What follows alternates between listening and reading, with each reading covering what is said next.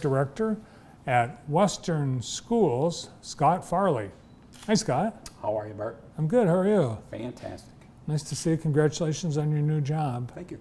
Thank you. During the break, we were talking about the hard choice it must have been because, as we all know, the beautiful new indoor alcoholic practice facility at Jackson High is about to open in just 3 or 4 weeks. Hard to walk away from the potential of coaching a team with that facility. For sure. You know, it was a very difficult decision, and as I'm getting kind of towards the end of my coaching career, you know, the opportunity at Western was just too good to pass up, and hopefully left Coach Parker with a good setup and all kinds of good things going on there. Great to see you have a job close by as well after serving not just all those years at Jackson High as head varsity football coach, but you had many years at Leslie as well. Correct, yeah. 29 years as a head coach total in those two schools. So, including state championship. Played in the state finals, yep. Yep. So Western Schools now with season underway for fall sports. Getting your feet wet? For sure. Busy as we can be out there. Got everything rolling. We've had home events in volleyball and soccer and tennis, and had our golf invitational last Friday and all kinds of good stuff. And finally, the football team gets started. The freshmen and JVs play tonight, and then the varsity plays at home tomorrow night.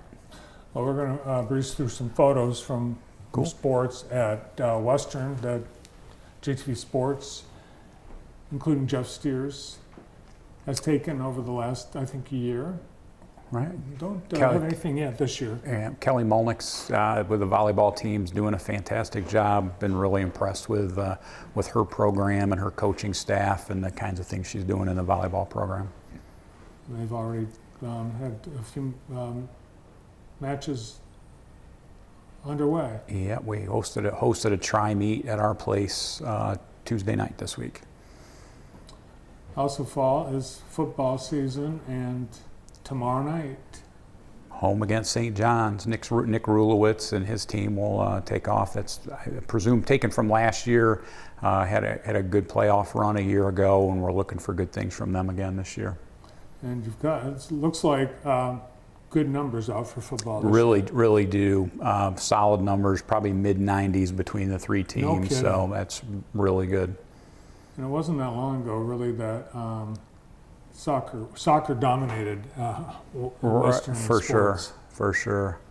There's some girls golf pictures. Teresa Nagy is our girls golf coach, and they're got kind of a young team, smaller team this year, but played really well at our own tournament last week, and looking for a good season from them as well. Now, when I mentioned soccer dominating athletics at Western, it was at a point in the school district's history where the students had to choose between football and soccer, and most of the kids chose soccer, and so it left the football program. Right. Not big numbers, but that's not the case anymore. You have big numbers for both. Both programs. Scott Watterson's our head soccer coach, and they are off to a 3-0 start. Had 2 home games last week, Thursday and Friday, and then they played a good Chelsea team Tuesday and beat them at Chelsea. Well, good luck to the Panthers in fall sports, and the football opener against St. John's at Western will be on JTV this weekend, so tune in. Now, you've inherited a program that's grown over the years.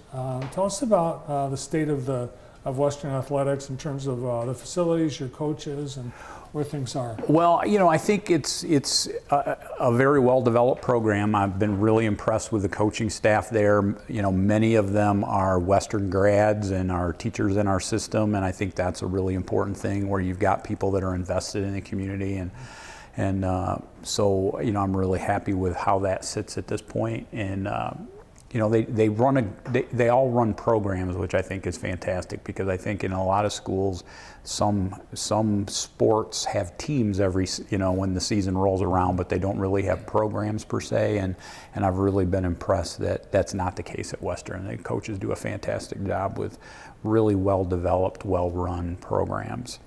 Facilities-wise, we're upgrading some things as we go. New scoreboard at the football stadium this fall, as well as an upper deck on the press box that's being put up. New scoreboard on the soccer field next spring. We're looking forward to that, and we're kind of in the beginning phases of putting together a project to put field turf in the football stadium. Oh, wow. Hopefully soon. Oh, that's huge. It's an exciting time. The league that Western is in, the Interstate 8, is going to change after this year. It is. Athletic directors are the ones that decide and make up the schools that are in the league.